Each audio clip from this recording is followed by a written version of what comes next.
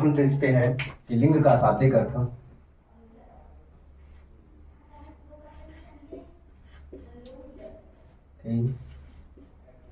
लिंग का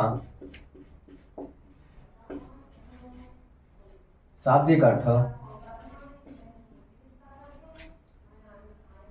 लिंग का शाब्दिक अर्थ चिन्ह या पहचान होता है। लिंग या पहचान होता है। जो ये लिंग शब्द है यह संस्कृत का शब्द है। अगर हम लिखना चाहें तो लिख भी सकते हैं कि लिंग शब्द संस्कृत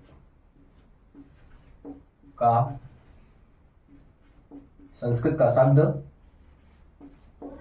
है।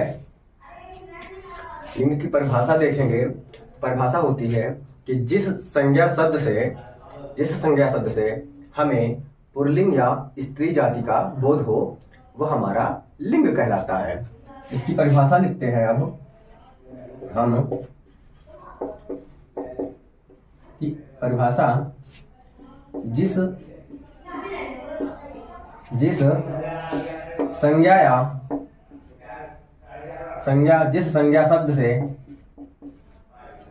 संज्ञा शब्द से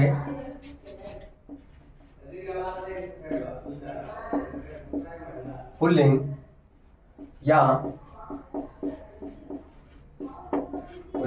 स्त्रीलिंग जाति का बोध हो,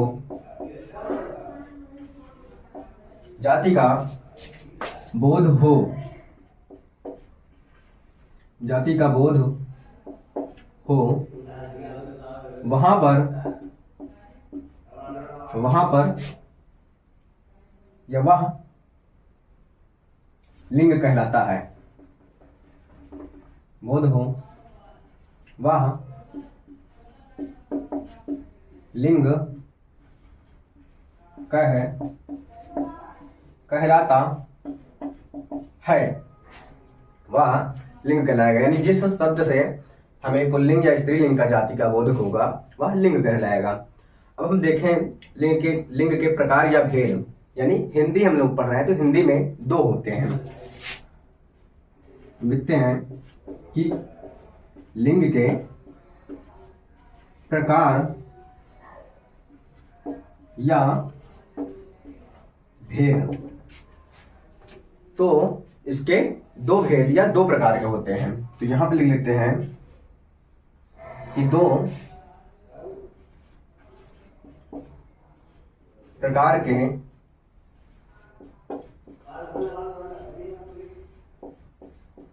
होते हैं। नंबर एक पुल्लिंग और नंबर दूसरा जो होता है वह स्त्रीलिंग होता है। तो यहां पे लिखते हैं पहला क्या होगा, पहला होगा कि पुल्लिंग और दूसरा होता है स्त्रीलिंग। तो ये हमारा पुल्लिंग शब्द होता है इसको कभी कभी कोई पुरलिंग बोलता है। पुरलिंग यानी राग जैसी ध्वनि आती है तो वो हमारा शब्द उच्चारण की वजह से होता है। यानी वो शब्द उच्चारण गलत तरीके से होता है। लेकिन जो सही होता है वो पुल्लिंग होता है, पुल्लिंग होता है। अब हम पहले पढ़ेंगे पुल्लिंग शब्द, फिर उसके बाद पढ़ेंगे स्त्रीलिंग शब्द। अब हम नंबर पहला पढ़ेंगे कि पुल्लिंग कौन कौन से शब्द होते हैं।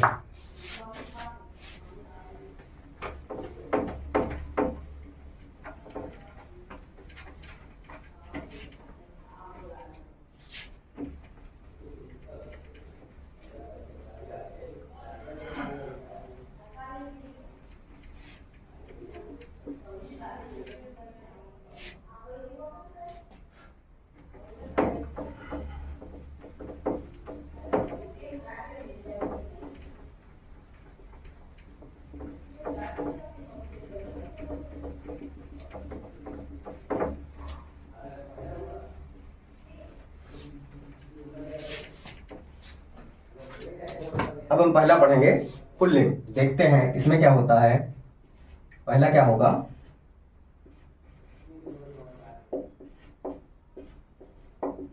पुल्लिंग। यानी जिस शब्द से पुरुष जाति का बोध हो वह हमारा पुल्लिंग होता है। अब हम इसकी परिभाषा देखते हैं कि जिस संज्ञा शब्दों से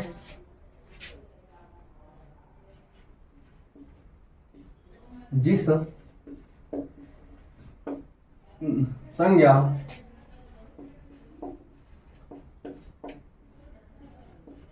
संज्ञा शब्दों से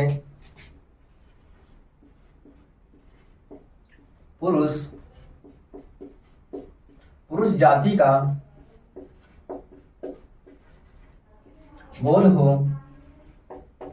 या बोध होता है, बोध हो वह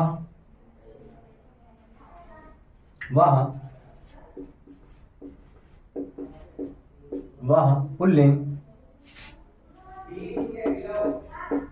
होता है,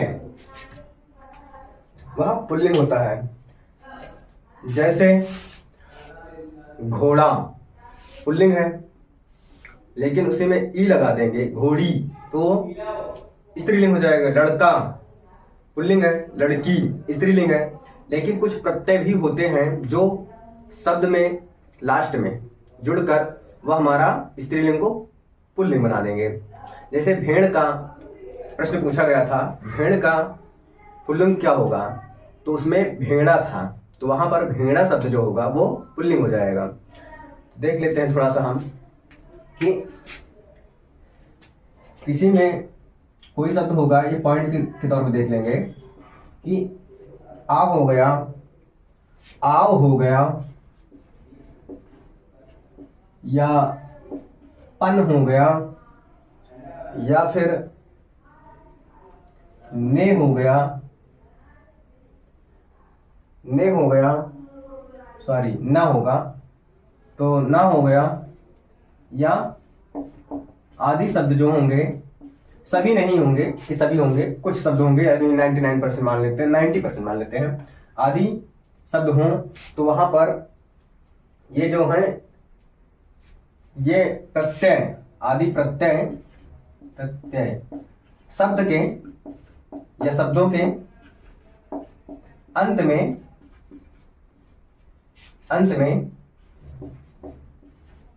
आए तो वह शब्द पुल्लिंग होगा। आए तो वह शब्द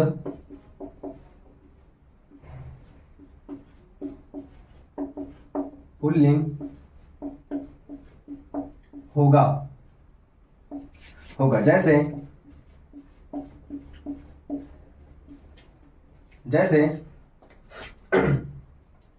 जैसे लड़का, मोटा,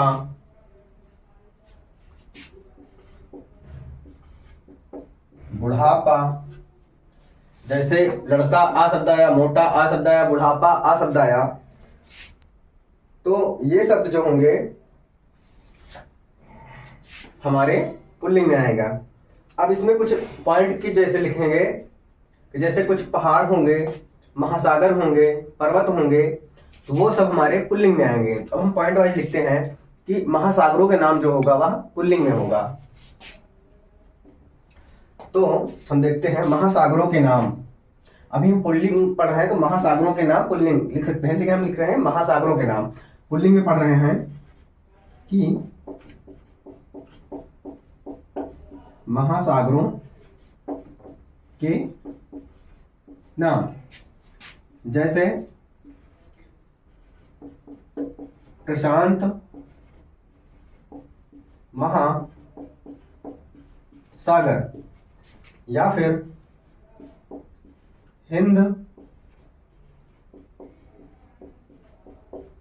हिंद महासागर। और भी जो महासागर होते हैं वो हम बस एक एक दो दो देखते जाएंगे कि जैसे महासागरों का नाम होगा तो वो हमारे पुल्लिंग में होगा। ठीक उसी प्रकार से अगले पॉइंट में हम देख लेते हैं कि पर्वत और कुछ ग्रहों के नाम। पर्वतों और कुछ ग्रहों के नाम। जैसे यहां पर हो गया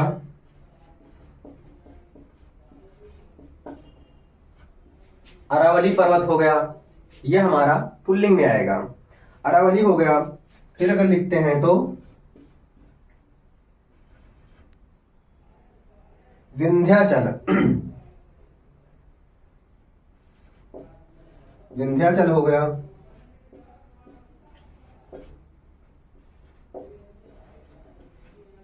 हिमालय हो गया। विंध्याचल हो गया, हिमालय हो गया। और देखते हैं हम कि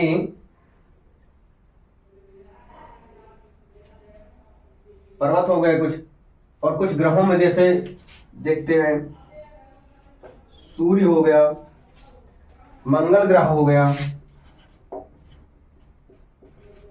मंगल ग्रह हो गया, बुध ग्रह होगा। अपवाद में जो ग्रह होगा उसे हम देख लेते हैं। ये हमारा अपवाद में पृथ्वी जो ग्रह है यह हमारा स्त्रीलिंग के अंतर्गत आएगा। और भी है जो, अभी तो हमने महासागर देखा, पर्वत और कुछ ग्रहों के नाम देखा है। इसके बाद हम अब आगे देखते हैं कि दिनों और महीनों के नाम जो होंगे वह पुल्लिंग के अंतर्गत आएंगे, और जो भी अपवाद होगा वह स्त्रीलिंग के अंतर्गत आएगा।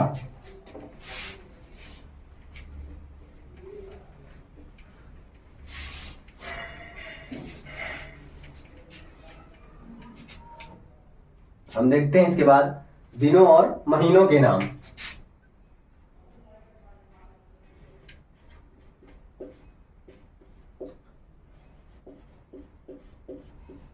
दिनों और महीनों के नाम। जैसे दिन में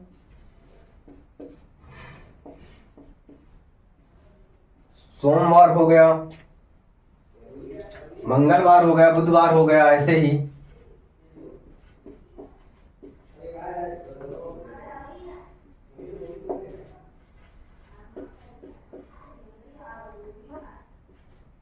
मंगलवार हो गया, बुधवार हो गया, ये सब दिनों के नाम होंगे।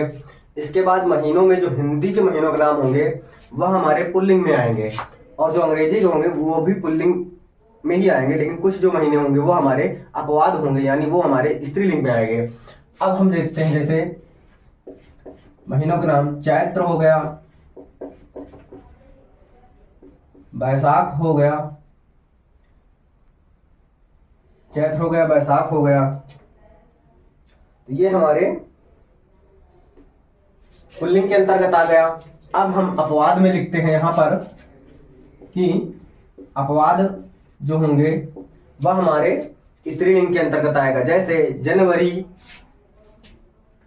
जुलाई, जैसे जनवरी हो गया, फरवरी हो गया, मई हो गया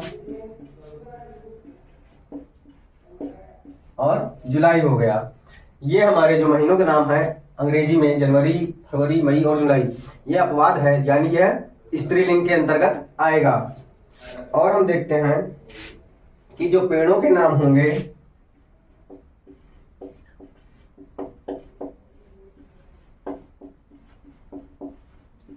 वह हमारे, जो पेड़ों के नाम होंगे वह हमारे पुल्लिंग होंगे, लेकिन जो हम अपवाद में लिखाएंगे वह हमारा स्त्रीलिंग होगा। पेड़ों के नाम में जैसे पीपल हो गया, नीम हो गया,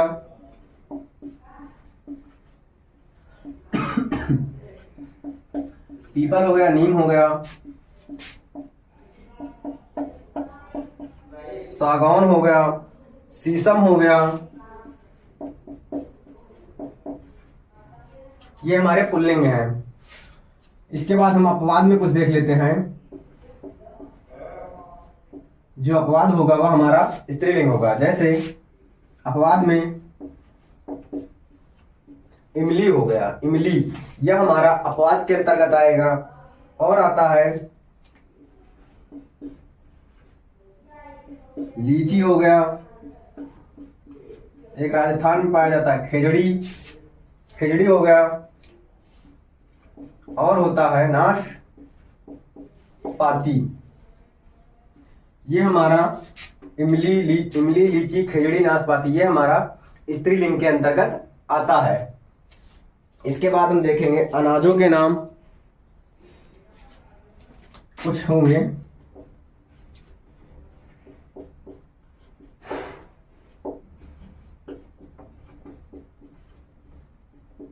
कुछ अनाजों के नाम होंगे जो पुल्लिंग में होंगे और बाकी जो अपवाद में लिखाएंगे वो हमारा स्त्रीलिंग के अंतर्गत आएगा। अनाजों के नाम जैसे गेहूं, चावल, जैसे गेहूं, चावल,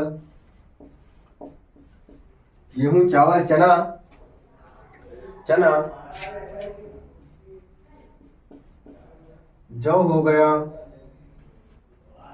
उड़द हो गया और मटर हो गया, ये हमारे पुल्लिंग है। लेकिन अब हम इसके बाद थोड़ा अपवाद देखते हैं कि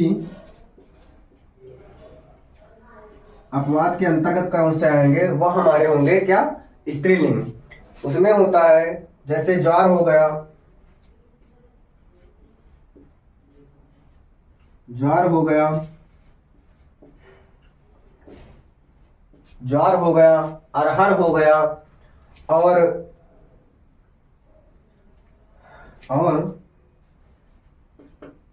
मूंग हो गया, सरसों हो गया। तो ये हमारे जो अपवाद में है ये स्त्रीलिंग के अंतर्गत आएगा। धातु देख लेते हैं, यानी धातुओं के नाम। धातुओं के नाम जो होंगे वो कुछ होगा पुल्लिंग में और कुछ होगा स्त्रीलिंग में। तो पुल्लिंग के अंतर्गत हम देखते हैं अभी, जैसे पीतल हो गया,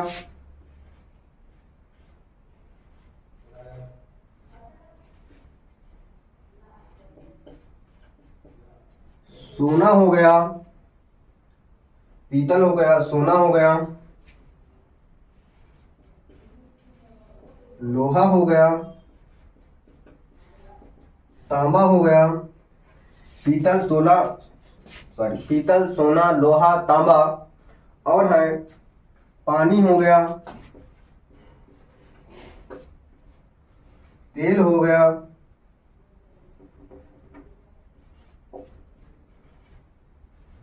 दूध हो गया।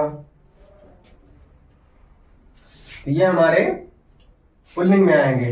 दूध से जितनी भी बनी चीजें होंगे, जैसे दूध हो गया, दही हो गया, मक्खन हो गया, ये सब हमारे पुल्लिंग में आएंगे।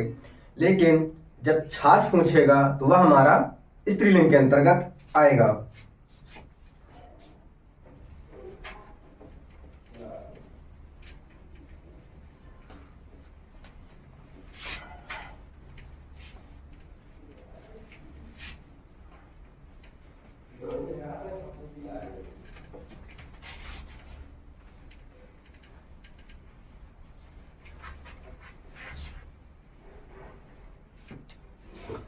स्त्रीलिंग के अंतर्गत आएगा। और इसका अपवाद हम लोग देखते हैं कि जो धातुओं के अपवाद होंगे यानी वो हमारे स्त्रीलिंग में आएंगे। अपवाद में चांदी हो गया, चांदी हमारा स्त्रीलिंग है। और मणि हो गया, मणि भी हमारा स्त्रीलिंग है। चाय हो गया,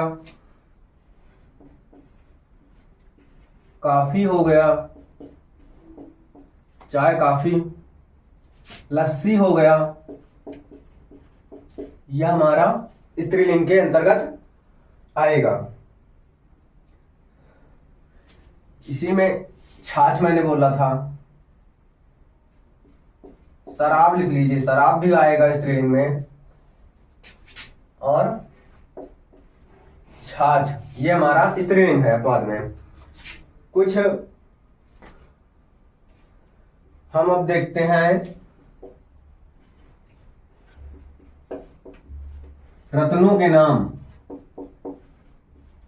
ये हमारे जो रत्न होंगे वह हमारे पुल्लिंग में होंगे। जैसे हीरा,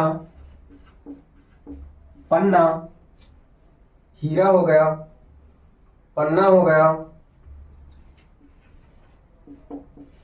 मूंगा हो गया, मोती हो गया, ये हमारे पुल्लिंग में है।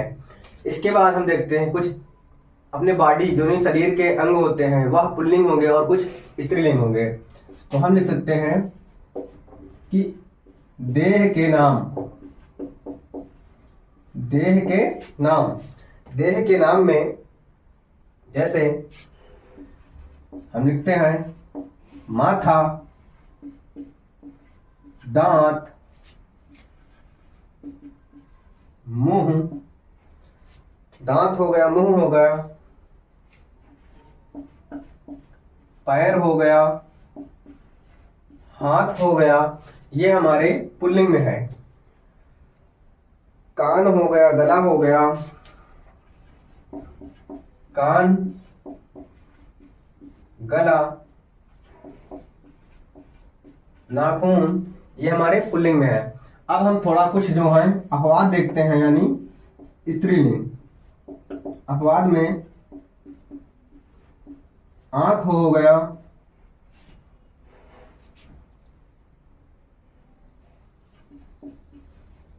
नाक हो गया, आंख हो गया, नाक हो गया, कोहनी हो गया, अंगुली हो गया, आंख, नाक, कोहनी, अंगुली, ये हमारे स्त्रीलिंग हो गए। यहां पर अगर हम लिखें तो कमर भी लिख सकते हैं, त्वचा भी लिख सकते हैं, ये हमारा स्त्रीलिंग है, यानी ये अपवाद हो गया। तो हमने अभी पुल्लिंग में पुरुषवाचक यानी सॉरी पुल्लिंग शब्द देख लिया है। अब हम कल देखेंगे कि कुछ शब्द स्त्रीलिंग होते हैं, तो जो स्त्रीलिंग होगा वो हम अब स्त्रीलिंग की क्लास को कल देख लेंगे। बाकी कल हम थोड़ा सा बता देंगे कि पुल्लिंग और स्त्रीलिंग की पहचान कैसे की जाती है। तो आज की क्लास को यहीं पे समाप्त करते हैं और आप सभी से यह स्त्रीलिंग हम उसे कैसे पहचानेंगे। तो शब्द है पहचानने के लिए किसी भी शब्द के पहले अच्छा या हम अच्छी शब्द लगाएंगे। और दूसरा देख लेते हैं, जैसे मेरा या मेरी शब्द। जैसे यहां पर आप देखते हैं हम कुछ शब्द लिख के, जैसे किताब, जैसे किताब हो गया,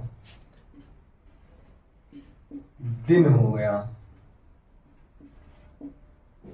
बात हो गया, ये हम अभी ऐसे ही देख रहे हैं, बैग हो गया। ये हमारे जैसे शब्द, जैसे हम अभी क्या ले रहे हैं, किताब को, केवल किताब को। किताब के आगे अच्छा या अच्छी या मेरा या मेरी, तो हम किताब के आगे देखते हैं अच्छा लगाकर। किताब अच्छा है, क्या किताब अच्छा होता है? गलत। किताब अच्छी है, तो यहां पर क्या हुआ, किताब अच्छी है, तो किताब क्या है, अच्छी। अच्छी मतलब स्त्रीलिंग, यानी स्त्रीलिंग का बोध करा रहा है, यानी जो किताब शब्द होगा वह हमारा क्या होगा, स्त्रीलिंग होगा। बैग अच्छा है या बैग अच्छी है, बैग हमेशा अच्छा हो, अच्छा है हम लोग कहते हैं। तो क्या हुआ कि बैग हमारा पुल्लिंग को दिखाया यहाँ से। उसी तरीके से दिन, तो क्या लिखते हैं, दिन अच्छा या दिन अच्छी।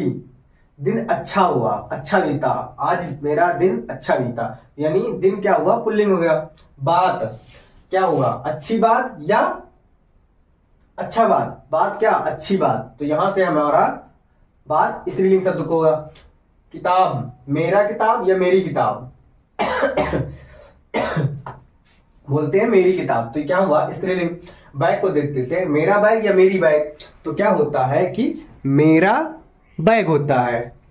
तो हम देखते हैं कि जो बैग शब्द है वह हमारा मेरा बैग यानी पुल्लिंग को बता रहा है, दर्शा रहा है।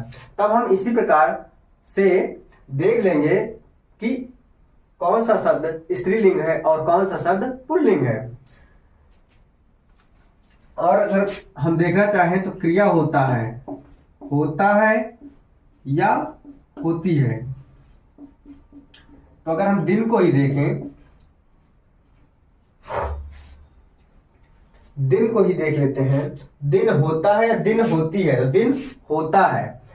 अगर रात देखें, दूसरा शब्द रात, रात होता है या रात होती है, तो रात होती है। तो यहां से हम क्रिया के रूप में भी पहचान सकते हैं, लेकिन हम ज्यादातर अच्छा है, अच्छी है, मेरा है, मेरी है से पहचान लेंगे। इसके बाद बचा हुआ था हमारा पुल्लिंग, सॉरी स्त्रीलिंग, क्योंकि हम लोग पुल्लिंग कल पढ़ चुके थे। तो आज हम पढ़ेंगे स्त्रीलिंग।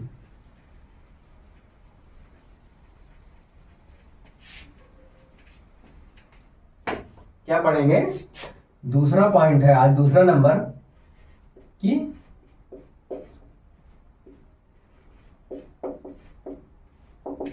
स्त्रीलिंग।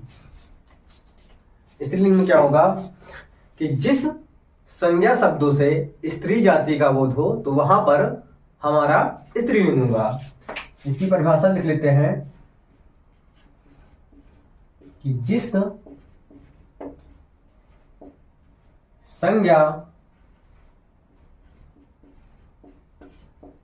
संज्ञा शब्दों से स्त्री जाति का बोध हो, कि जिस संज्ञा शब्दों से स्त्री जाति का बोध हो वहां पर स्त्रीलिंग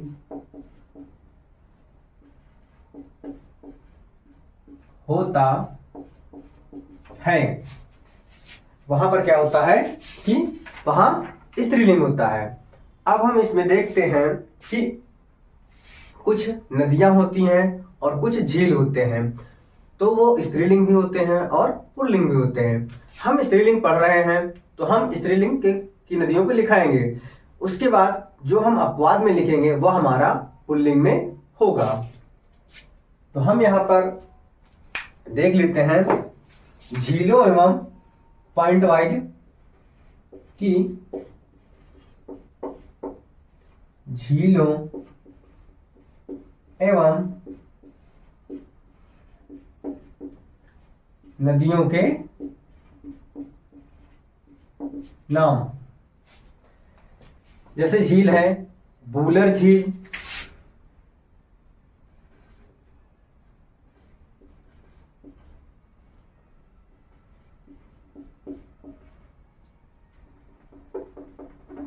बूलर झील हो गया, डल झील हो गया, और चिल्का झील हो गया। नदियों में देखते हैं गंगा नदी हो गया, यमुना हो गया, कावेरी हो गया, गोदावरी हो गया। झीलों में बूलर झील, डल झील, चिल्का झील, गंगा नदी, कावेरी नदी, यमुना नदी और गोदावरी, ये जो हम लिखा रहे हैं ये हमारा क्या है, स्त्रीलिंग। अब हम इसी के अंतर्गत अपवाद में देखते हैं, जो हमारा अपवाद होगा वह होगा पुल्लिंग। तो यहां पे लिखते हैं अपवाद। अपवाद के अंतर्गत जैसे ब्रह्मपुत्र नदी हो गया, सोन नदी हो गया, सिंधु नदी हो गया और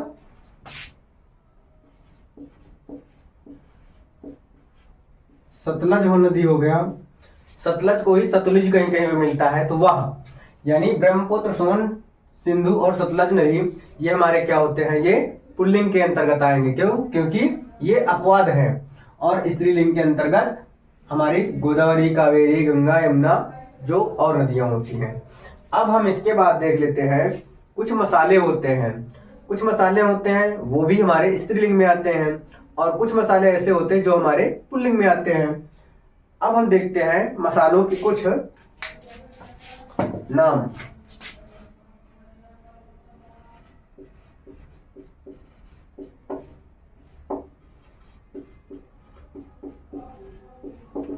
मसालों के नाम में जैसे लौंग हो गया, यहां से लिखते हैं लौंग हो गया, इलायची हो गया, मिर्च हो गया। लौंग हो गया, इलायची हो गया, मिर्च हो गया,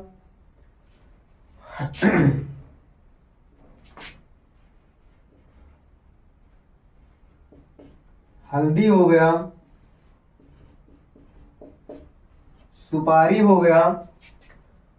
यानी ये हम क्या पढ़ रहे हैं, स्त्रीलिंग के अंतर्गत। और यहां पे लिख लेते हैं हींग हो गया। ये हमारे स्त्रीलिंग में मसाले। लेकिन कुछ मसाले अब हम अपवाद के अंतर्गत लिख रहे हैं। जो हम अपवाद के अंतर्गत लिखेंगे वह हमारा पुल्लिंग होगा। क्या होगा? पुल्लिंग के अंतर्गत आएगा। तो लिखते हैं धनिया हो गया, नमक हो गया, तेजपत्ता हो गया। धनिया, नमक, तेजपत्ता, केसर, कपूर, जीरा। ये हम अपवाद के अंतर्गत पढ़ रहे हैं। यानी धनिया, नमक, तेजपत्ता, केसर, कपूर और जीरा ये हमारा पुल्लिंग के अंतर्गत आएगा। अब हम इसके बाद देखते हैं कि कुछ बोली होंगी, भाषाएं होंगी और लिपियां होंगी, वो हमारे स्त्रीलिंग के अंतर्गत आएंगी।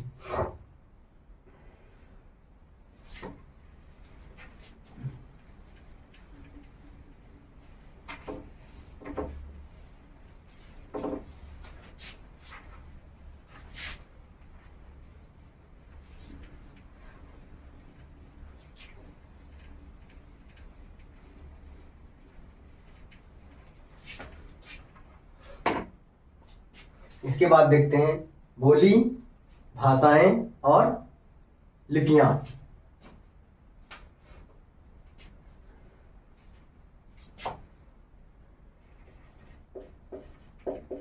भाषा, बोली एवं लिपियां। अगला पॉइंट है, तो इसके अंतर्गत देखते हैं हम जैसे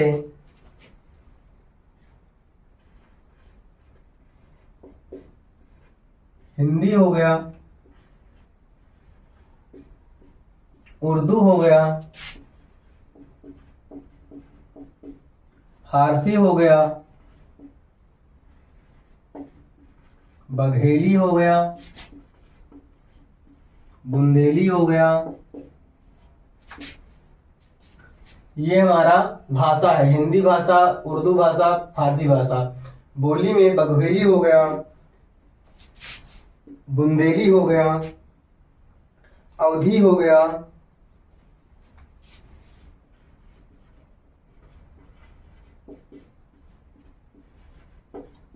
मेवाती हो गया। लिपियों में देख लेते हैं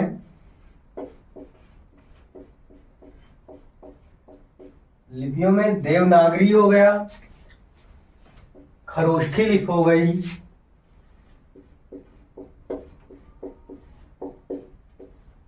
देवनागरी लिपि हो गई, खरोष्ठी लिपि हो गई। तो ये हमारे स्त्रीलिंग के अंतर्गत आते हैं।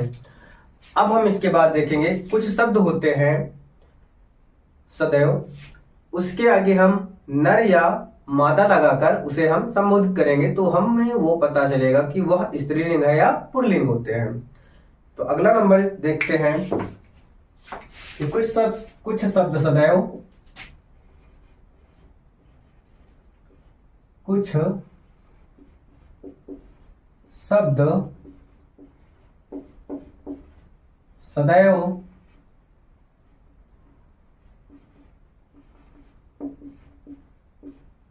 पुल्लिंग या स्त्रीलिंग, पुल्लिंग या स्त्रीलिंग होते हैं। उसमें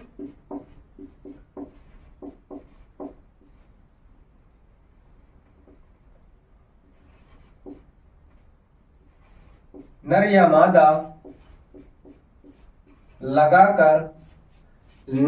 लगाकर या जोड़कर उसे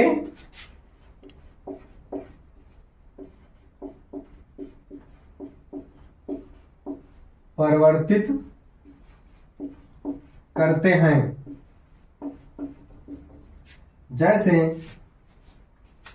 जैसे हम देख लेते हैं कुछ शब्द, यहां पर लिखते हैं पुल्लिंग, इधर लिख लेते हैं स्त्रीलिंग। जैसे शब्द है मगरमच्छ, दूसरा शब्द है भालू, तीसरा शब्द है गैंडा। ये हमारे सदैव पुल्लिंग में होते हैं। लेकिन जब हम इसका स्त्रीलिंग बनाएंगे तो क्या कर देंगे, मगरमच्छ का कि मादा मगरमच्छ, जो हमारा भालू शब्द है इसमें भी लिख देंगे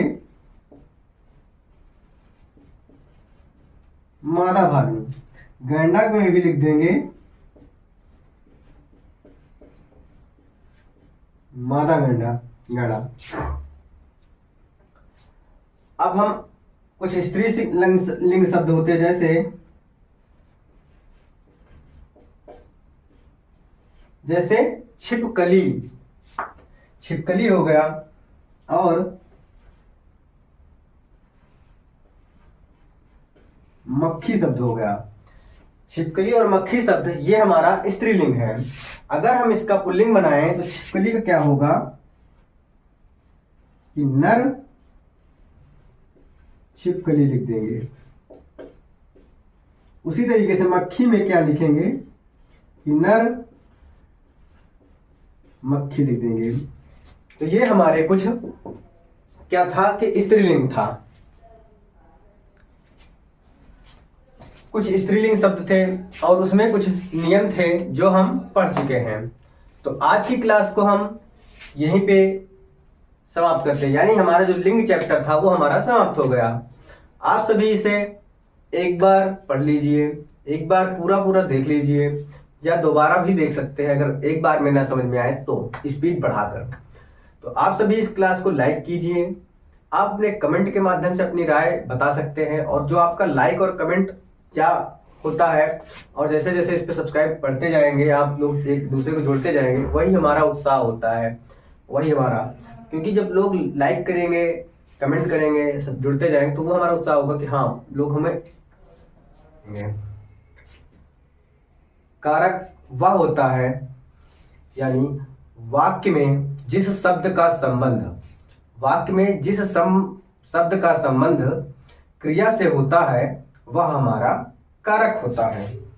अब हम इसकी परिभाषा लिख लेते हैं।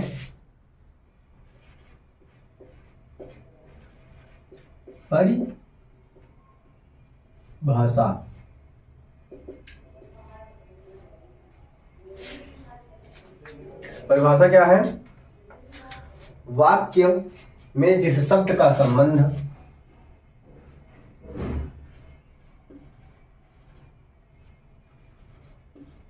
वाक्य में जिस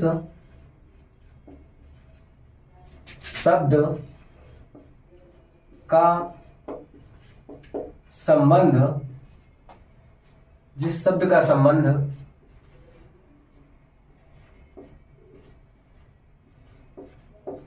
क्रिया से होता है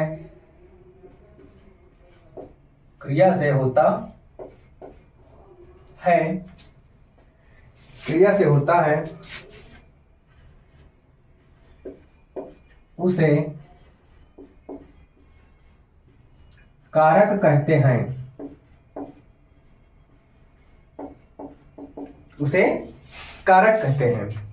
कारक की विभक्तियां होती हैं या विभक्तियां को ही परसर्ग कहा जाता है। तो अब हम देख लेते हैं कि कारक की विभक्तियां या परसर्ग कौन कौन से होते हैं। तब हम देखते हैं कि कारक 8 होते हैं। तो एक एक देखते हैं जो कारक की विभक्तियां होती हैं। एक तरफ हम लिख लेते हैं कारक और दूसरी तरफ लिखते हैं विभक्तियां या परसर्ग। एक तरफ हम लिख रहे हैं कारक, दूसरी तरफ विभक्तियां या इसी को हम बोल देंगे परसर्ग। तो कितने कारक हैं? 8 कारक हैं। पहले हम देखते हैं, लिख लेते हैं कारक एक तरफ, दूसरी तरफ लिख लेंगे उसका परिसर्ग। तो पहला कारक क्या है हमारा? पहला है कर्ता कारक। दूसरा है कर्म। तीसरा है करण। पहला, दूसरा, तीसरा है करण। चौथा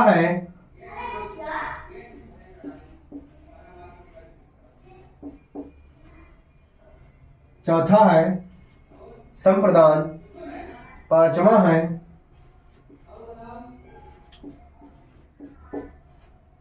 अपादान। छठवां है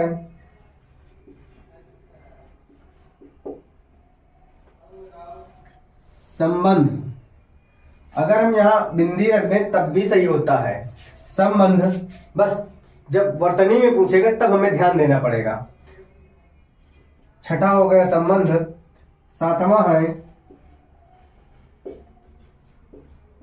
अधिकरण। ये हमारा धा है अधिकरण। आठवां है संबोधन। अब हम इसका लिख लेते हैं क्या?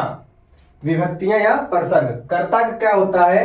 कर्ता ने आप लोगों ने रटा होगा या याद किया होगा। कर्ता ने कर्म को करण से, अपादान संप्रदान के लिए अपादान से, संबंध काकी के नानी ने रारी रे, अधिकरण में या पर, संबोधन हे हो अरे, इस तरीके से। कर्ता का विभक्ति क्या होता है? ने होता है। और कर्म का को होता है। कर्ता ने कर्म, फिर आया क्या? से आया। क्या आया? से आया। कर्ण से, ये वाला से होगा जुड़ने के अर्थ में। फिर क्या है? संप्रदान। संप्रदान का क्या होता है? संप्रदान के लिए। फिर क्या है? अपादान से। लेकिन ये क्या होगा?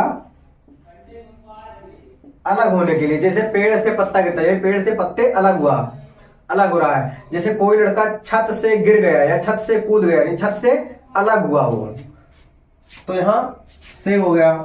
संबंध में लिख लेते हैं का, की, के, ना, नी, ने, नानी ने रारी रे, ऐसे हो जाएगा। फिर अधिकरण आया है। अधिकरण का क्या होगा? में पर संबंध क्या होगा? हे, हो और अरे। ये हमारा क्या हुआ? संबोधन हो गया। ये हमारा परसर्ग है, यानी चिन्ह भी कह सकते हैं। कर्ता करने चिन्ह होता है कर्म का को, लेकिन शुद्ध सही क्या होगा? शुद्ध क्या होगा? विभक्तियां या परसर्ग ही बोला जाता है। अब यहाँ पर हम देखते हैं पर और सर्ग। पर सर्ग हो है। पर का मतलब होता है बाद और सर्ग का मतलब अर्थ होता है लिखना, सॉरी चलना होता है। इस जगह पर हो गया और ये सर्ग हो गया।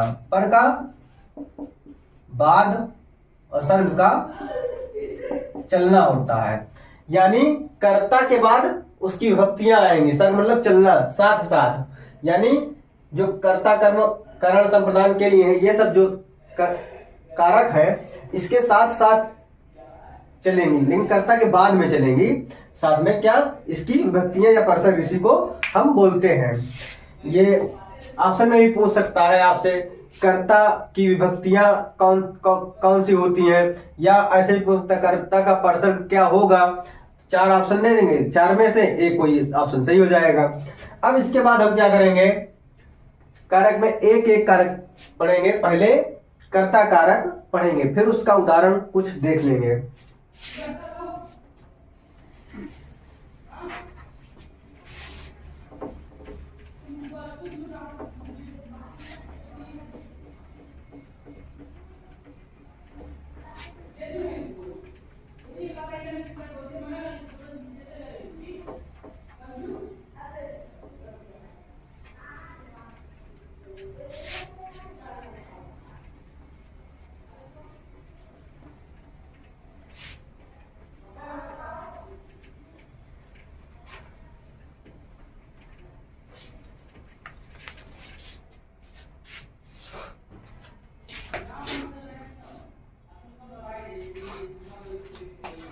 हम पहला देखेंगे कि कर्ता कारक कौन सा पहला होगा।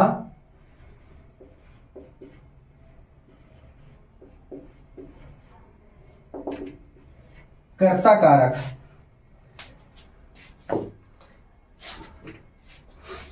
कर्ता कारक इसमें क्या होगा? वाक्य में क्रिया के द्वारा, वाक्य में क्रिया के करने, क्रिया को कार्य करने वाला, क्रिया को कार्य करने वाला, यानी जो कोई कार्य करेगा, जो व्यक्ति कार्य करेगा वही हमारा कर्ता होगा।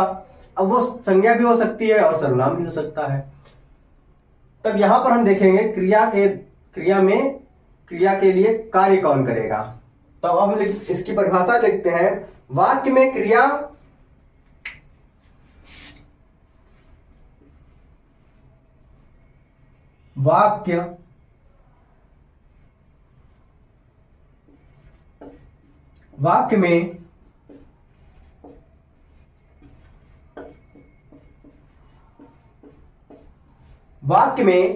वाक्य में क्रिया के लिए करने वाला या करने वाले,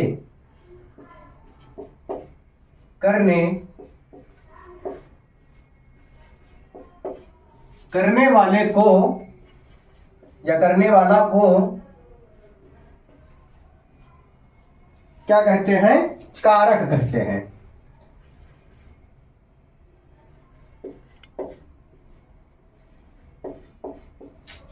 यहां पर हम लिख लेते हैं कर्ता कारक।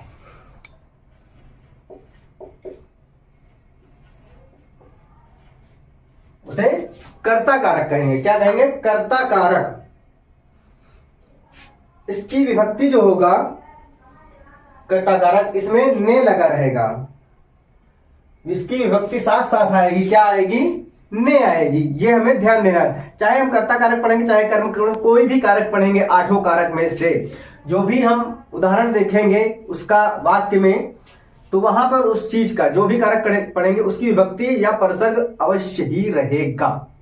अब हम इसका उदाहरण देखते हैं कि जैसे उदाहरण में मान लो कोई व्यक्ति है रामू ने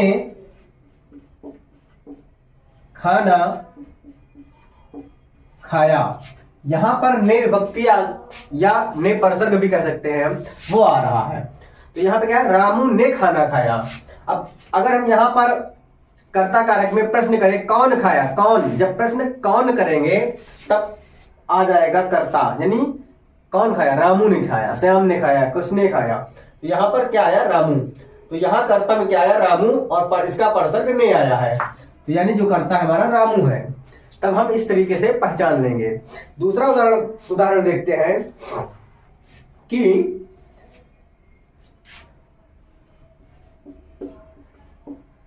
सीता हंस रही है। अब यहां पर हम देख सकते हैं कि ने नहीं आया है, लेकिन हमने सॉरी हमने क्या बोला कि कर्ता में जब हम कोई उदाहरण होगा कौन पूछेंगे, कौन करके प्रश्न, कौन हंस रहा है, सीता हंस रही है, यानी यहां पर कर्ता सीता आ गई है। कौन करने पर हमें कर्ता का पहचान हो जाएगा। दूसरा है मीना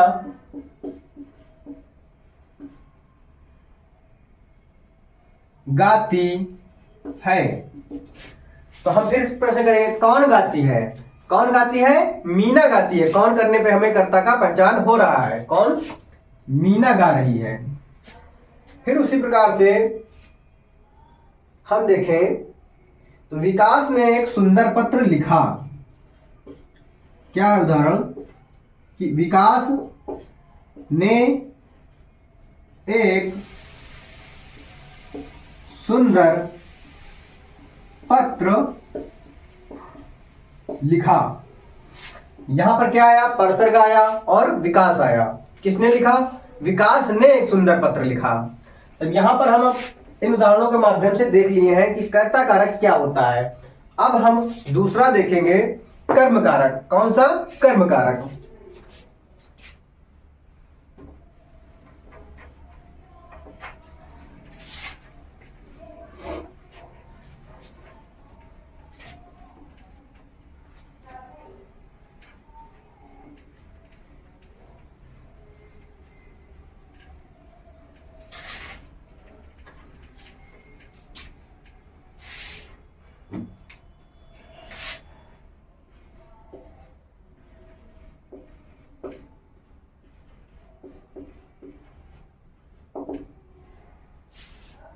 दूसरा है कर्म कारक। हमने कर्ता कारक को पढ़ लिया, अब पढ़ेंगे कर्म कारक। तो कर्म कारक क्या होता है, कर्म कारक होता है जिस वाक्य में क्रिया का फल दिखाया जाए, यानी क्रिया का प्रभाव किस पर पड़ रहा है, क्रिया का प्रभाव किस पर पड़ रहा है, तो वहां पर जिस पर पड़ेगा वह हमारा कर्म होगा।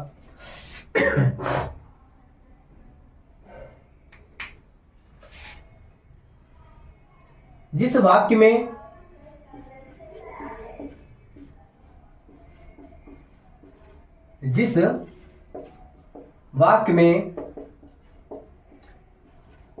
संज्ञा या सर्वनाम, जिस वाक्य में संज्ञा या सर्वनाम के जिस रूप में प्रभाव पड़ेगा, जिस रूप पर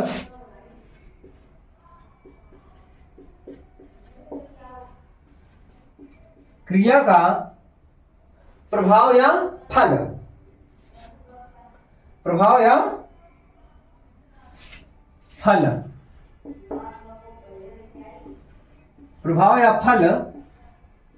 पड़ता है।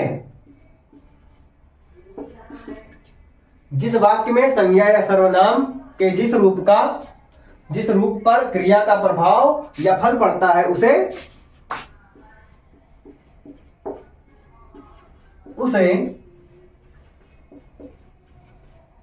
कर्म कारक कहते हैं, उसे कर्म कारक कहते हैं। अब कर्ता ने, इसमें कर्म का विभक्ति क्या होता है? को। कर्ता ने कर्म को विभक्ति है, तो इस वाक्य में को विभक्ति या परसर्ग आ सकता है, यानी आएगा। अब इसमें उदाहरण क्या है?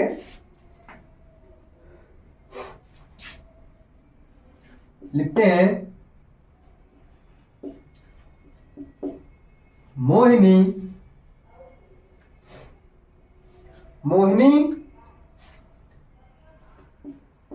ने चोर को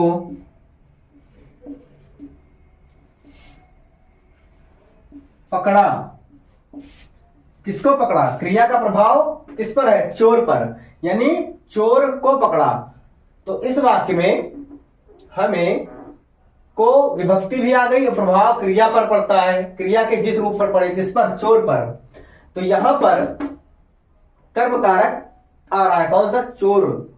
चोर जो है, चोर को कर्म कारक हो गया है। कारक के बाद ही परसर्ग, पर मतलब बाद, सर्ग माने चलना। कारक के बाद ही उसका चिन्ह आएगा। तो चोर के बाद आ रहा है को, यानी कर्म को, यानी कारक क्या है? कर्म। तो कर्म क्या है? चोर। उसके बाद विभक्ति भी आ रही को। तो यहां पर क्या है? मोहिनी ने चोर को पकड़ा, यानी चोर को जो हो गया वो हमारा कर्म कारक हो गया। अब इसके बाद देखते हैं कि दूसरा उदाहरण है,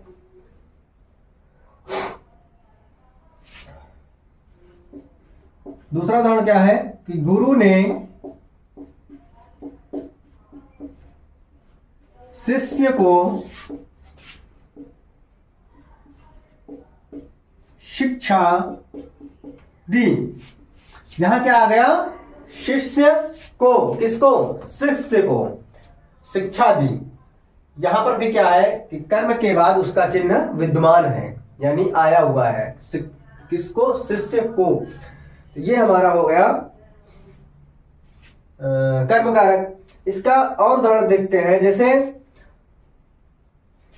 अजय ने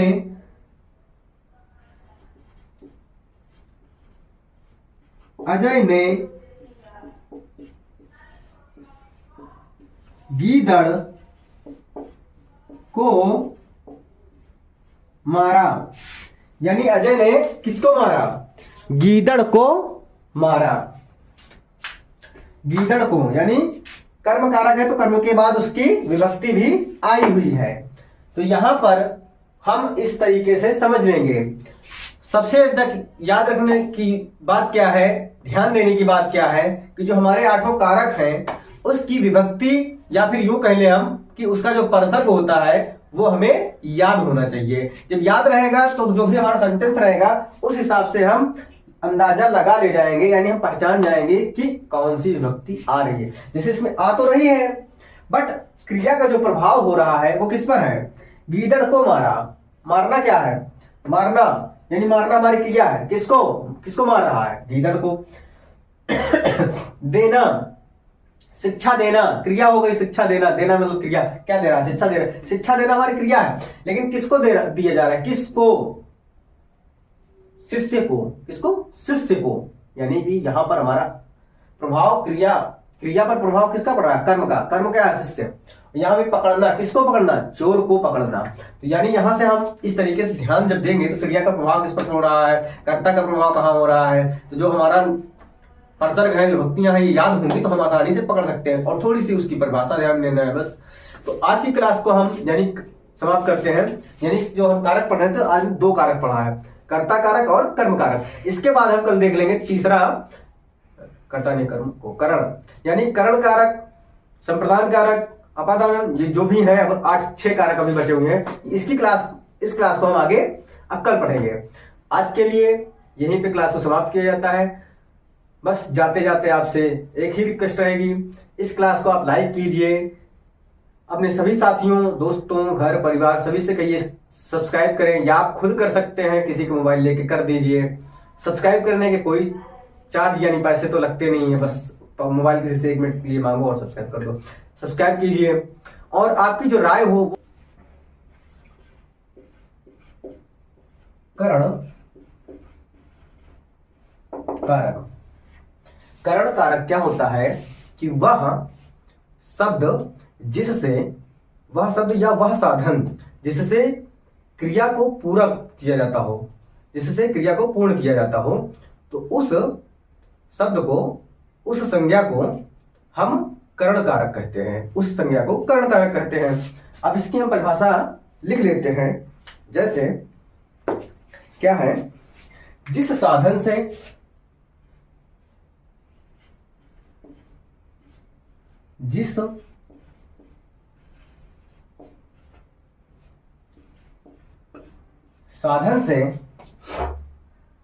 अथवा जिसके द्वारा, जिस साधन से अथवा जिसके द्वारा क्रिया को, जिसके द्वारा क्रिया को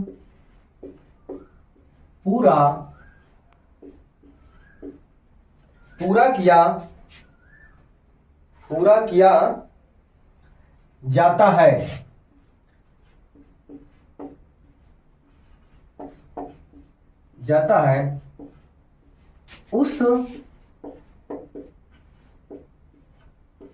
उस संज्ञा को करण कारक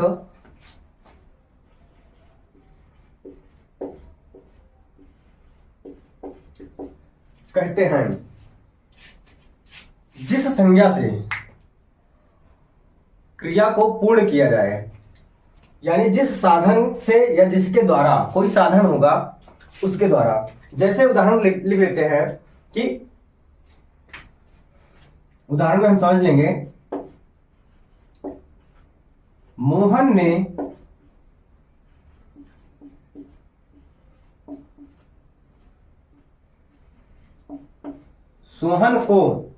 ने सोहन को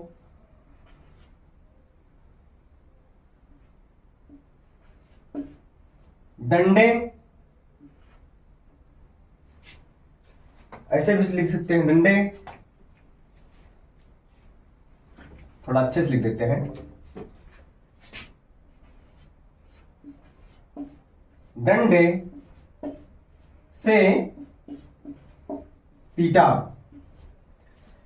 करण की विभक्ति जो होती है वो से होती है, से यहां पर आया हुआ है। क्या है, साधन या जिसके द्वारा, किसके द्वारा, डंडे के द्वारा पीटा गया है। किसके द्वारा, डंडे के द्वारा। साधन क्या है कि डंडा एक साधन है, एक माध्यम है। तो यहां पर क्या आया कि डंडे से पीटा। तो हम इस वाक्य में अगर हम पहचान कर रहे हैं कि इसमें करण कारक कहां पर है, तो करण कारक क्या है, जो हमारा साधन है, क्या, डंडे से पीटा गया, तो ये हमारा हो गया। अब इसका दूसरा उदाहरण लिखते हैं कि सीता कलम से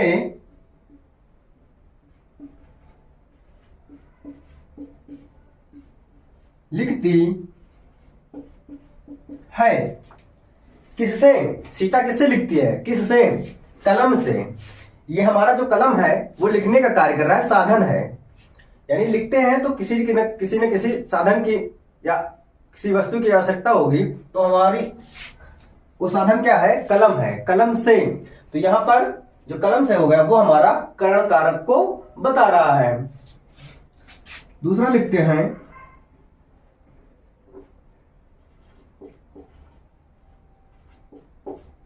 श्याम ने सांप को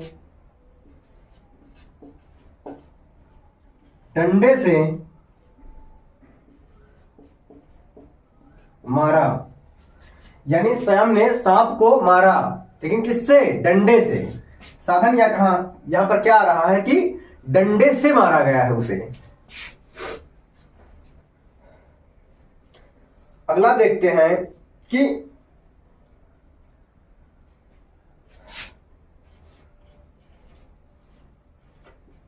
राम ने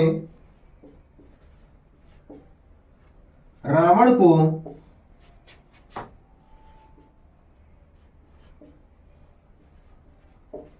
बाण से मारा। यहां पर साधन क्या है? बाण से। साधन क्या आ रहा है कि बाण से मारा। तो ये हमारा करण कारक है। करण कारक के कुछ उदाहरण हमने देख लिए हैं। अब इसके बाद चौथा कारक पढ़ेंगे। कौन सा? संप्रदान कारक।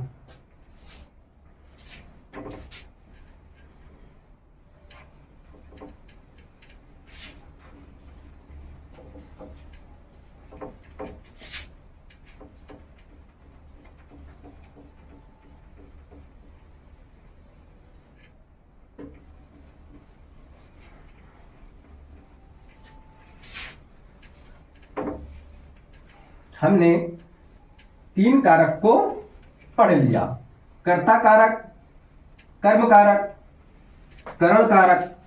अब चौथा पढ़ेंगे संप्रदान कारक।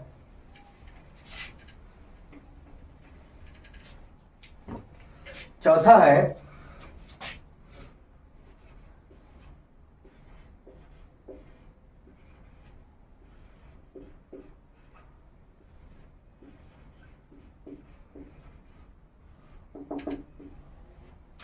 संप्रदान कारक।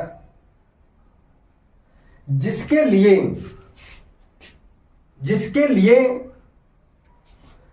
कोई क्रिया की जाती है तो वहां पर हमारा संप्रदान कारक होता है। जिसके लिए परिभाषा देखते हैं।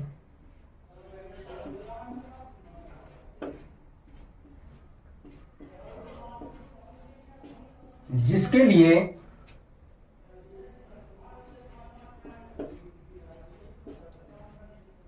कोई क्रिया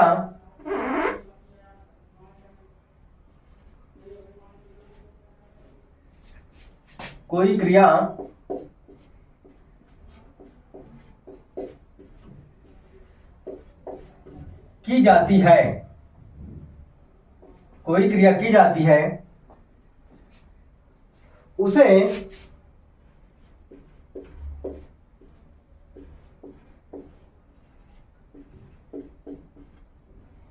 संप्रदान कारक कहते हैं। उसे संप्रदान कारक कहते हैं। यानी जैसे हम किसी के लिए कोई क्रिया करेंगे तो वह हमारी संप्रदान क्रिया कहलाएगी। अब संप्रदान की विभक्ति जो होती है, यानी जो प्रसर्ग होता है, वह होता है के लिए। क्या होता है? के लिए या फिर के वास्ते। तो वहां पर हम देखेंगे कोई वाक्य आएगा तो उस वाक्य के बीच में हमें उसका विभक्ति या उसका प्रसर्ग जो भी हम कहें वो विद्यमान रहेगा। जैसे कि कोई वाक्य सेंटेंस दे दिया गया, जैसे डाक के लिए गाड़ी। तो डाक विभाग होता है, एक डाक का विभाग होता है पूरा। तो उसके लिए जो गाड़ी है क्या है? के लिए आ गया।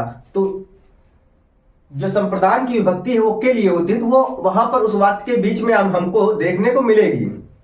तो इसका उदाहरण देखते हैं कि डाक के लिए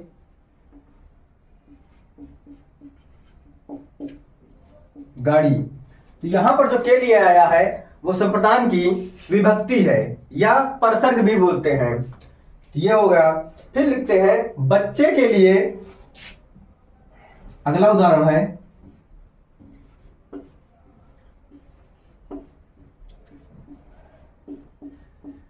बच्चे के लिए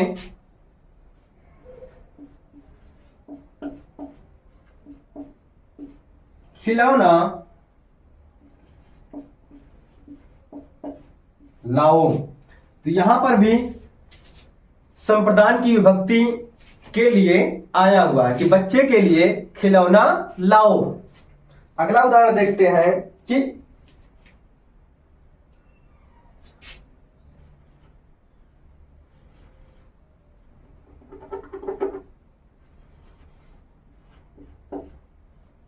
भूखे को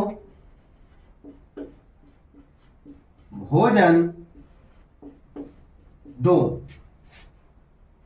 यहां पर हम देख रहे हैं कि के लिए शब्द नहीं आया है, लेकिन अगर हम सेंटेंस को पढ़ने के बाद ध्यान दें कि भूखे के लिए अगर हम भोजन लाएंगे तो किसी के लिए लेकर आएंगे, भूखे को भोजन खिला रहे हैं ना, भूखे के लिए भोजन दे रहे हैं, तो भूखे के लिए, तो यहां पर जो के लिए है उसको हमें समझना पड़ेगा। कहीं कहीं कुछ चीजें छिपी हुई होती हैं, लेकिन उसका मतलब हम उसे, जैसे कोडिंग डिकोडिंग होता है, यानी कोई बात कही जाती है डायरेक्ट ना कह के इनडायरेक्ट तरीके से कह दिया जाता है, उसी तरीके से हमें कभी कभी उन चार ऑप्शनों में से हमें खोज निकालना पड़ेगा, क्योंकि इतना आसान तो देगा नहीं कि डायरेक्ट पूछ पूछ दे कि हाँ आसानी से दे दे और आप टिक मार दो, तो ऐसा नहीं होगा। तो हमें जब हम अच्छे से पढ़े रहेंगे तो वहां पर हम समझ लेंगे। तो यहां भूखे के लिए भोजन दो या भूखे के लिए भोजन लाओ, तो यहां पर भूखे को भोजन दो यानी किसी भूखे व्यक्ति के लिए ही कहा जा रहा है। अगला उदाहरण देखते हैं कि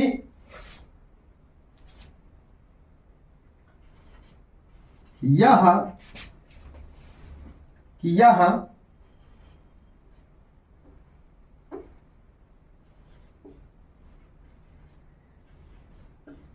श्याम के लिए पुस्तक है। यहां पर हमें के लिए आ गया कि कोई पुस्तक है, वह श्याम के लिए है, यानी श्याम के लिए पुस्तक है। तो यहां पर बताया जा रहा है, इस वाक्य में हम जान जाएंगे कि संप्रदान की विभक्ति क्या होती है या प्रसंग क्या होता है, के लिए होगा या के वास्ते होगा। जैसे जैसे यहां पे लिख देते हैं, मोहन के वास्ते दवा लाओ, यानी मोहन क्या है, मोहन बीमार है, उसके लिए दवा लेकर आओ। तो यहां के वास्ते भी आ सकता है, जिस हिसाब से सेंटेंस में बनेगा। अब हमने चार कारक पढ़ लिया है, अब पांचवा कारक पढ़ेंगे, इसके बाद हम अपादान कारक।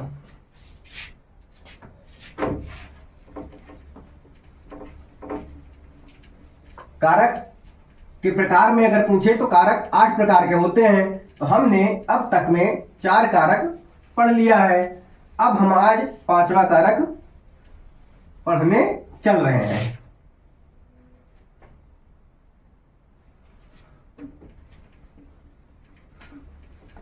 पांचवा क्या है, अपादान कारक। अपादान कारक की विभक्ति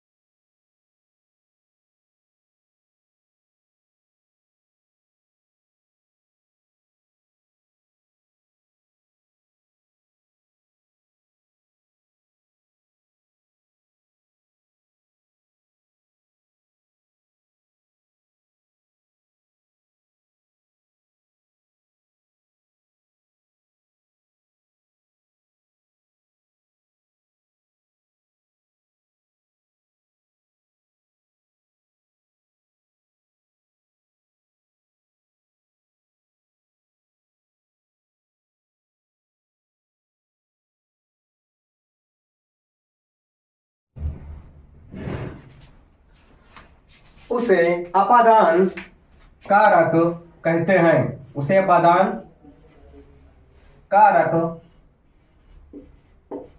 कहते हैं। इसकी जो विभक्ति होती है वह होती है से, लेकिन अलग होने के अर्थ में होगा। तब हम इसका उदाहरण देखते हैं कि जैसे पेड़ से पत्ता गिरता है। जो पेड़ से है वो पत्ता है अलग हो रहा है, यानी पेड़ से पत्ते को अलग होने की दशा को दर्शाया गया है। तो यहां पर हम इस वाक्य में देख रहे हैं कि पेड़ से पत्ता अलग हो गया है, तो हम यहां पर समझ लेंगे कि अपादान कारक है। ठीक इसी प्रकार अगला उदाहरण हम देखते हैं कि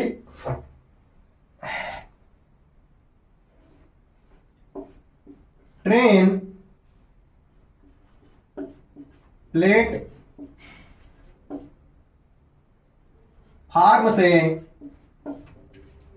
प्लेटफार्म से जा चुकी है,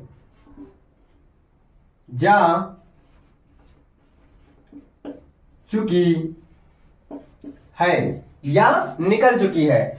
प्लेटफार्म से ट्रेन जा चुकी है यानी प्लेटफार्म को ट्रेन छोड़ चुकी है, यानी अलग हो चुका है, यानी जो ट्रेन है वो प्लेटफार्म से निकल चुकी है। तो वहां से क्या हुआ, प्लेटफार्म और ट्रेन की दूरी अलग अलग हो गई है।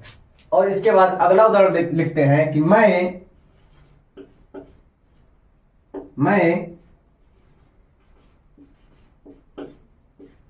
दिल्ली से आया हूं। मैं दिल्ली से आया हूं यानी दिल्ली से अलग हुआ है, दिल्ली को छोड़कर आया हूं। तो दिल्ली और मुझ में अंतर हो गया, गैप हो गया, यानी अलगाव हो गया है। तो यहां पर हम देख लिए कि मैं दिल्ली से आया हूं। यह हमारा अपादान कारक के अंतर्गत उदाहरण है। आगे देखते हैं दूसरा कि राजू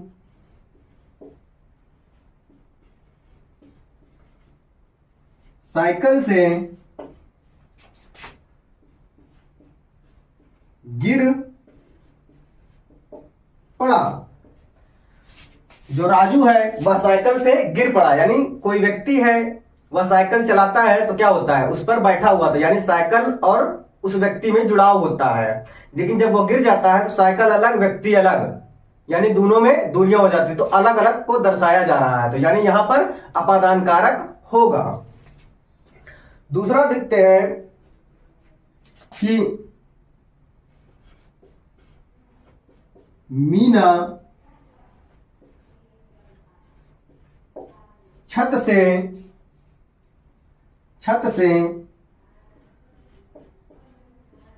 गिर पड़ी। जो मीना है वो छत पे मान लो टहल रही थी या कुछ भी कर रही थी, वो क्या हो, छत से गिर गई, यानी छत से गिर गई यानी अलग हो गया। छत और छत मीना उसमें दूरियां आ गई, यानी अलगाव को ही दर्शाया जा रहा है। तो ये हमारा अब अपादान हमने पढ़ लिया। कारक 8 प्रकार से होते हैं, जिनमें हमने 5 कारक को आज पढ़ लिया है। कल 2 कारक पढ़े थे, कर्ता और कर्म। आज हमने पढ़ा कि करण कारक, संप्रदान कारक और अपादान कारक, ये हम 5 कारक पढ़ लिए। इसके आगे का हम कल पढ़ेंगे संबंध कारक, अधिकरण कारक और संबोधन कारक। इस 3 कारकों को हम कल पढ़ेंगे, तो हमारा कल कारक चैप्टर समाप्त हो जाएगा। आज की क्लास और संप्रदान कारक, इसके बाद अपादान कारक, हमने ये 5 कारक पढ़ चुके थे। अब कारक 3 बचे थे। अब 3 में आज हम छठा कारक पढ़ेंगे, वह है संबंध कारक। छठा कौन सा है, संबंध कारक।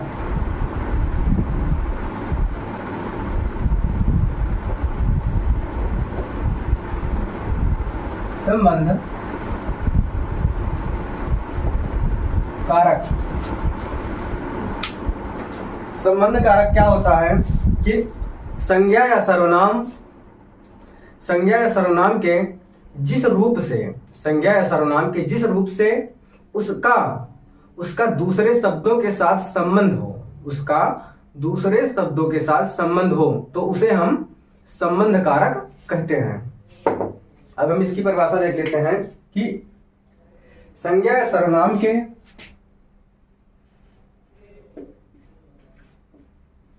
संज्ञा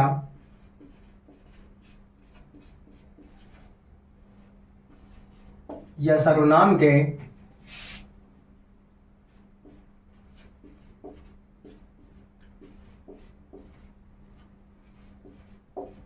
जिस रूप से उसका दूसरे शब्दों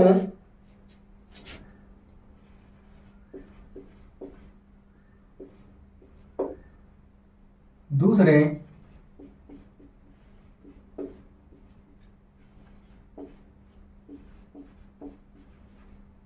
शब्दों के साथ संबंध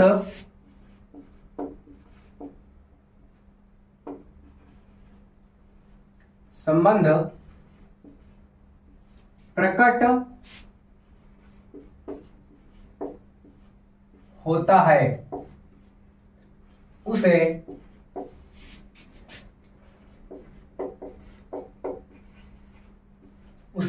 संबंध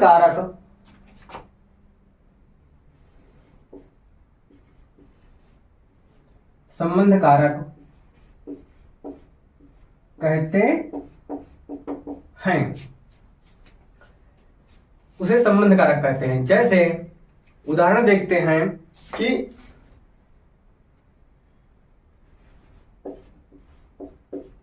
मेरी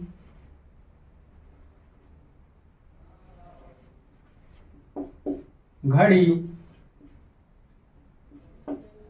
खो गई है। तो मेरी घड़ी खो गई है, घड़ी का संबंध मेरे साथ है कि मेरी घड़ी है वह खो गई है। तो यहां पर जो मेरी शब्द है वह संबंध कारक को प्रदर्शित कर रहा है घड़ी यानी दूसरे शब्द से, घड़ी से। तो अगला देखते हैं हम कि मैंने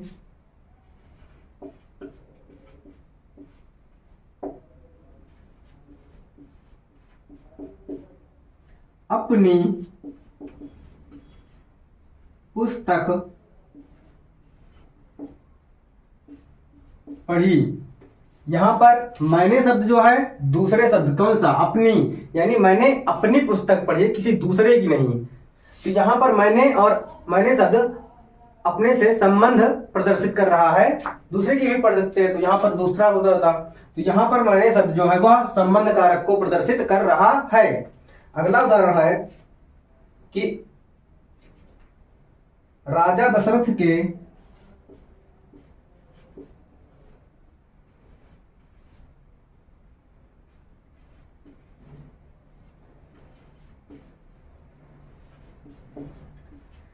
चार पुत्र थे। यहां पर संबंध कारक की विभक्तियां या प्रसर्ग जो होता है वह का, की, के और रा, री, रे होता है। तो यहां पर के आया यानी राजा दशरथ के संबंध को प्रदर्शित कि राजा दशरथ के 4 पुत्र थे। तो यहां पर संबंध के दर्शाया जा रहा है। अगला उदाहरण देखते हैं।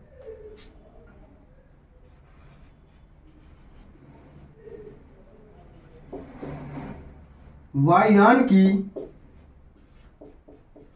गति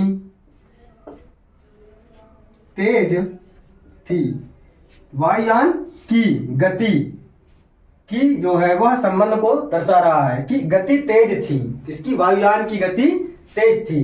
जो संबंध कारक होगा वहां का, की, के और रा, री, रे जो संबंध होते हैं, विभक्तियां होती, प्रसर्ग होता है वह उपस्थित होगा। और किसी जगह का, की, के और रा, री, रे नहीं होगा। लेकिन हम जब वाक्य को पढ़ेंगे तब वहां पे हमें संबंध प्रदर्शित होते हुए नजर आएंगे एक शब्द का दूसरे शब्द से।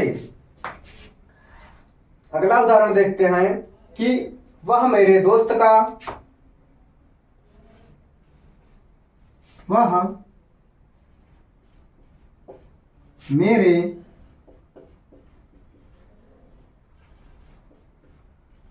का भाई है। यहाँ क्या है, का आया है, वह मेरे दोस्त का भाई है, यानी भाई है और दोस्त है, यानी उन दोनों में भाई का दोस्त है, यानी संबंध को ही दर्शा रहा है। तो ये हमारा संबंध कारक हो गया। अब हम सातवां कारक पढ़ेंगे, अधिकरण कारक।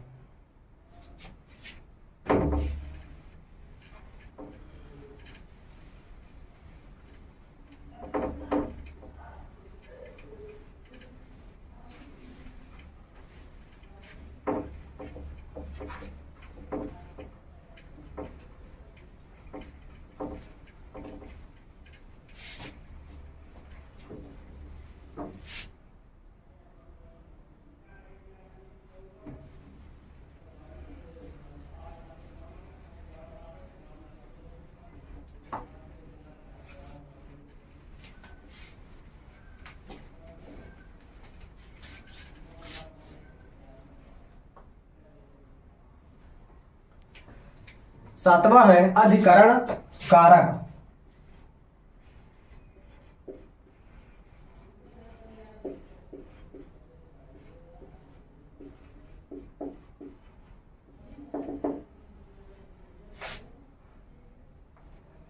इसमें क्या होता है, संज्ञा या सर्वनाम का जिस रूप में क्रिया का आधार, इसमें संज्ञा या सर्वनाम होगी, उसमें क्रिया का आधार को प्रदर्शित करेगा, तो वहां पर हमारा अधिकरण कारक होगा।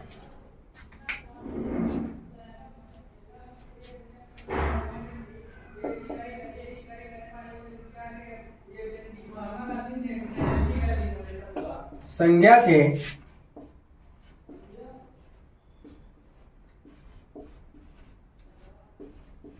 जिस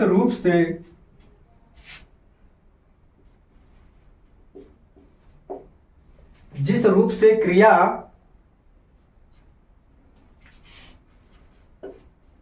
के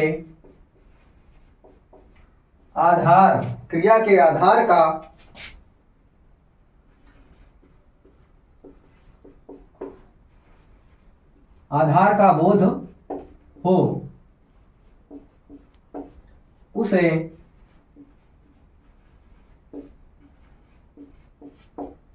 अधिकरण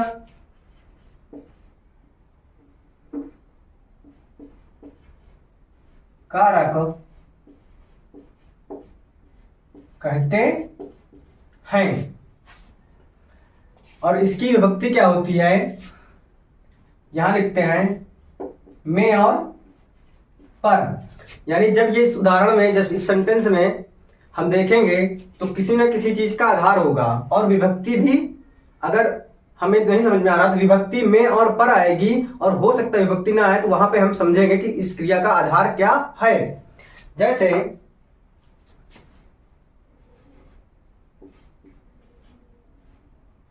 मेज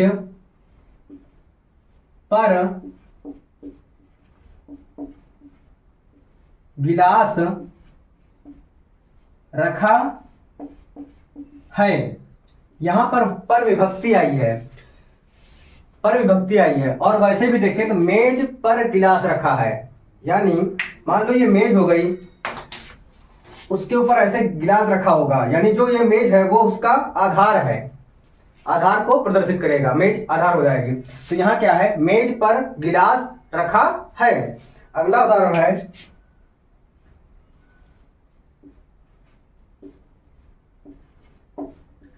फ्रिज में सेब रखे हैं या फ्रिज में सेब रखा है, तो इधर आधार क्या है, फ्रिज में, विभक्ति में आई हुई है, और फ्रिज में यानी आधार क्या है सेब का, कि सेब फ्रिज में रखा हुआ है। तो यहां पर हम ये देखिए, अगला उदाहरण है कि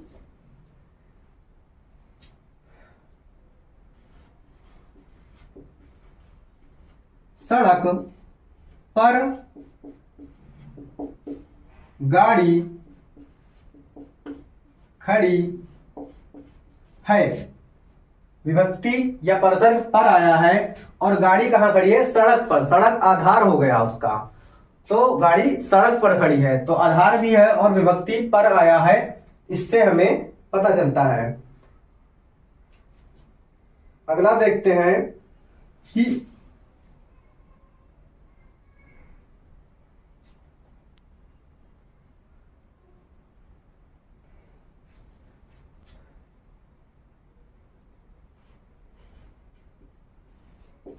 बंदर छत पर है। बंदर कहां पर है? छत पर, यानी छत आधार हो गया, छत पर बैठा है, यानी बंदर छत पर है। इसके बाद हम अगला कारक पढ़ेंगे 8वां, और हमारा ये लास्ट कारक होगा। अगला कारक है संबोधन, संबोधन कारक। और आज हमारी कारक की क्लास समाप्त हो जाएगी, यानी कारक हम पढ़ लेंगे। कारक को हमने छोटे छोटे पार्ट में करके 3 पार्ट में पढ़ा है। कारक चैप्टर,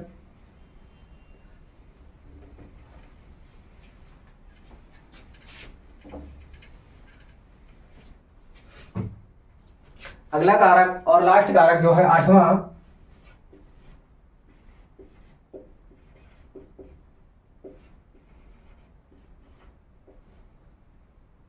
संबोधन। यहां पर आधा मां भी हम लिख सकते हैं और बिंदी हटाने के बाद। संबोधन कारक, इसमें क्या होता है कि जिस शब्द से हमें किसी को पुकारने, जिस शब्द से हमें किसी को पुकारने या फिर चेतावनी देना, या फिर चेतावनी देने का बोध हो, तो क्या होता है? संबोधन कारक में किसी को पुकारने या फिर चेतावनी देना, जहां पर बोध हो वहां पर संबंध कारक होता है। अब हम इसकी परिभाषा को देख लेते हैं कि जिस शब्द से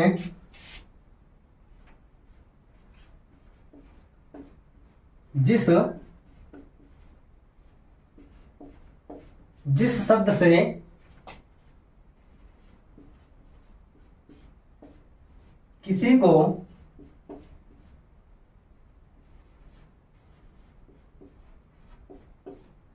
को पुकारने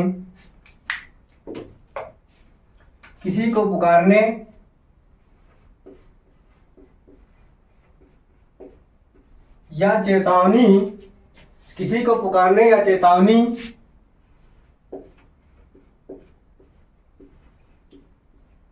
देने का बोध हो,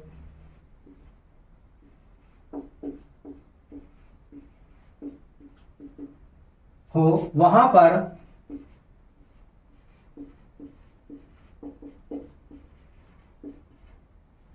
संबोधन कारक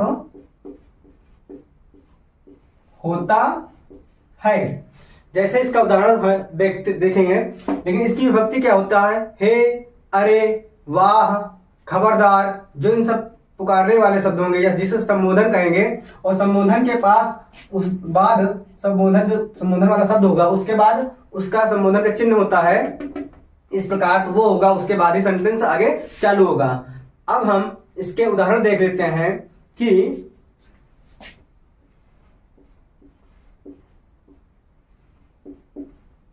खबरदार,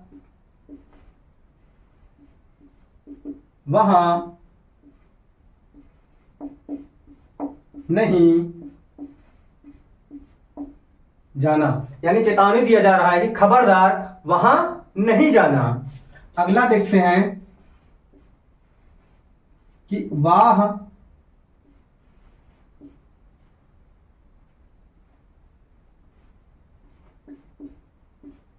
कितना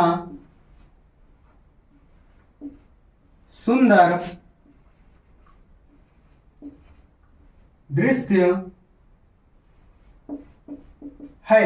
वाह कितना सुंदर दृश्य है। यहां पर संबोधन का चिन्ह भी आ रहा है और खुशी भी जाहिर हो रही है, यानी जो संबोधन का चिन्ह होगा वह और संबोधन के जो पुकारने वाले शब्द होंगे वह सब पुकारने या चेतावनी वाले वो यहाँ पर प्रतीत होते हुए लिखे हुए नजर आएंगे। अगला उदाहरण है जिसको सभी ने सुना होगा और सुनने के व्याकुल भी होंगे। तो अगला क्या है, अजी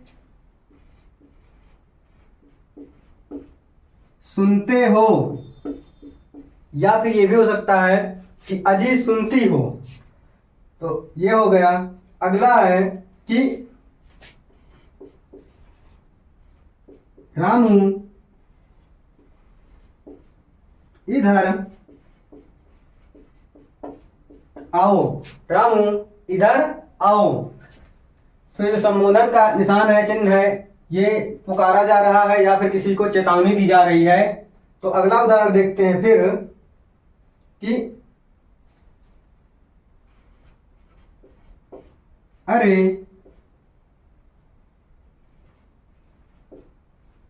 यहां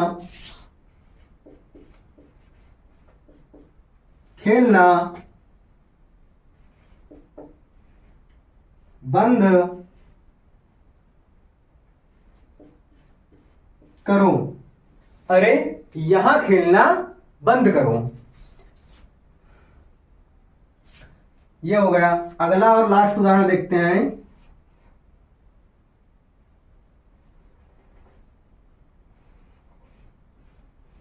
हे राम रक्षा करो। तो ये हमारी कर्ता की क्लास आज तीसरे पार्ट में थी। हमने कारक की क्लास थी जो